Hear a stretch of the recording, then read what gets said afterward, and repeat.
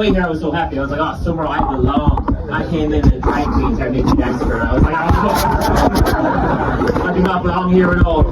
Nothing wrong with drag queens, I just dance more like a dad than my actual dad. So it was really awkward for everybody. But I knew I belonged when I came here, so I came with a bag in my back. I left it unattended, no one said anything. That's how I know, okay? I know a little bit of sympathy from you guys I actually got broken up with recently. Aww. Thank you very much, I appreciate it. Don't worry though, she told me it's not me. She's just getting really into minimalism. It's sad, okay? So I'm back dating again, which sucks. I'm terrible at it. I reached out to my mom recently. I was like, oh, how do I talk to women on dates? Like, what are women looking for? My mom said, I think the best thing you can do right now is just treat women the way you would like your mother to be treated. It's pretty good advice, isn't it? Yeah. I'm using it ever since then. So now when I go on dates, I don't flirt with them. Except when I love them straight away. And last time I got borrowed some money, they were trying to kiss me. I'm like, whoa, what the fuck are you doing? Back away. Any religious people in tonight? No one religious here, no? That's your leave. Okay, good. They hate this bit. I was raised Irish Catholic. For those of you who don't know, that's like Christianity, except we took a couple of creative liberties. Like when we're 12 years old, we take a pledge where we promise not to drink alcohol until we're 18, which makes no fucking sense. You've been drinking for at least 5 years at that point. You've already gone through multiple DUIs, a couple of AA meetings, and divorce. Okay? I don't think a promise to God is going to stop us. We also believe in not having sex until marriage, but again, because we're liberties here, we don't have sex after we get married. Important difference, alright? I used to be religious, but I stopped believing this concept like someday I'll go to heaven and meet Jesus. What would you even say if you met Jesus? It'd be kind of an awkward conversation, wouldn't it? Like, hey, thanks for dying for my sins. That was really cool.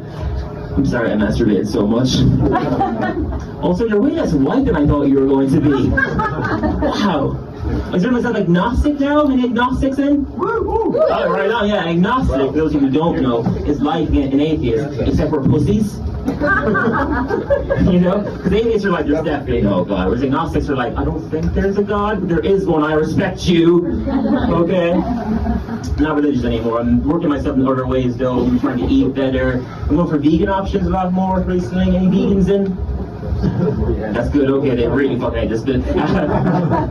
It's strangely more accurate vegan food, isn't it? Like for people who don't eat meat, they're very good at replicating it.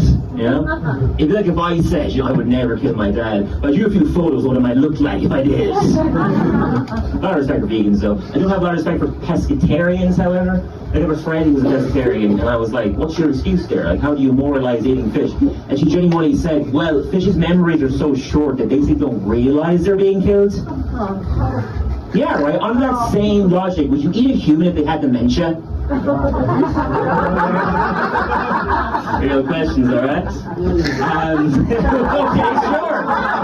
Hey, tonight's the night, let's commit cannibalism. Me and this guy. It's just me, okay, sure. I swear I won't, but you know, let's see how this goes. Kidding. Need to clarify that. But yeah, trying to eat better. Been drinking too much recently though? Anybody else relate to that? Yeah, right on. Keep drinking, please. I never thought I was an alcoholic growing up in Ireland because everyone around me always drank more. I'm trying to realize I was just dealing with a bunch of pros. Like if you do heroin, everyone around you does more heroin. You're going to assume you're doing dandy, you know? The standard for being an alcoholic is definitely higher in Ireland though. Here it's like, oh, you drink every night, yeah, you're an alcoholic. Whereas in Ireland it just means you're social. In Ireland you have to kill at least 2 people before you stage intervention. After the first one it's like, accidents happen. After the second one it's like, we're sensing a pattern. Next time you go out maybe don't bring your car keys. Right? Bartending must be a weird job though. It's the only job where you sometimes have to refuse making a profit. You know, if you never see a fat person walk up to an ice cream truck and have the man go, I think you've had enough, sir. Bartenders are weird though, because they give you the drink and they make you feel bad for being drunk. So, you sold it to me. What do you think 10 Jägermeisters is going to do? Cleanse my palate? It'd be like you're smoking weed and as soon as you got high, your dealer asked you to leave. That's why you like my conspiracy theories. Those ladies really like me. Oh, we get the ball break going here, yeah. suddenly feels like a Make-A-Wish campaign or something. Fuck it up. Where was I going from here?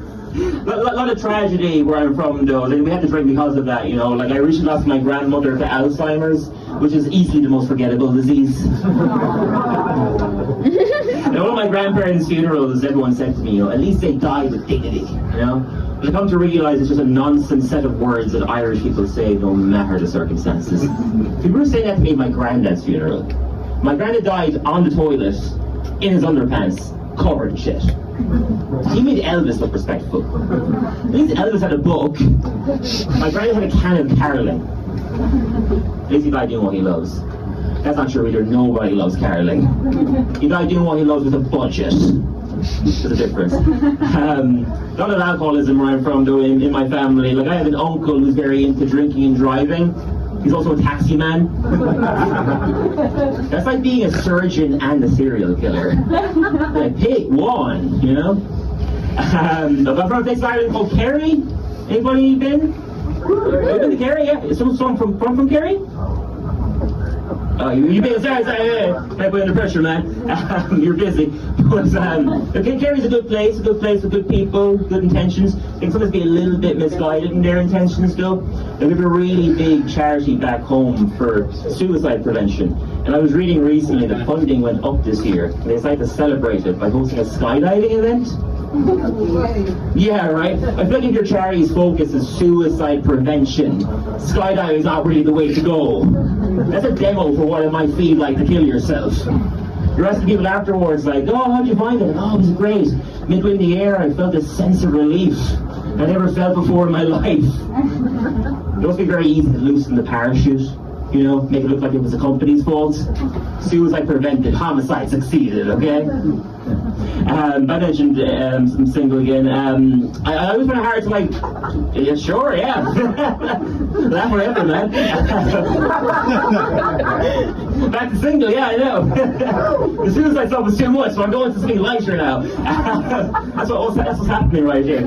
But I always find it hard to, like, talk about sex in, like, a non-jokey manner, because it's a big problem with me in relationships. And that comes from being raised Irish Catholic, because, like, sex is always a really taboo topic growing up, you know? Like, the worst memory I've had from my childhood is when you're watching a movie with your parents and a sex scene comes on. We've all experienced this, right? Yeah. My parents aren't together, so it's a very different experience watching a sex scene with both of them. Like, with my mom will just freeze with the whole thing, and it's not happening, you know? But there'll always be another scene, and she's like, oh, fuck it, here we go again. So what I've learned from the history of watching sex scenes with my parents is that if a movie has a sex scene, you're always guaranteed at least one more, you know? With my dad, it's a whole other story. My dad will just go, chilling, as if I'm the one in the movie having sex. And then when the second scene comes up, he goes, Dylan, why'd you pick this film? As if I chose the movie specifically because I wanted to watch people fuck with my dad. And I'm like, no, Dad, I picked this movie because we both like Seth Rogen. I did not expect a movie where Seth Rogen is the lead actor to have 2 sex scenes. Bearing in mind, Zac Efron's also in Bad Neighbours. He has no sex scenes in that movie. Seth Rogen has 2. Don't watch Bad Neighbours with your dad. That's the one piece of advice I'll give you all tonight. Or at least don't watch Bad Neighbours with my dad. Okay? But I'll leave you with this. The worst memory I have from my childhood is my dad caught me watching porn in the sitting room once. And yeah, terrible. The police were over to the next channel, but like he knew what was happening. He hardly thought I had my hands down my pants watching Family Guy. You know? My dad goes, you know, it's fine. What you were doing was perfectly natural. I just want to know, was it women you were watching? I love you either way. Just be a lot easier for both of us if you were watching women. I'm like, what? Yeah, Dad, I was watching women. Why? Okay, good. Your mother owes me money.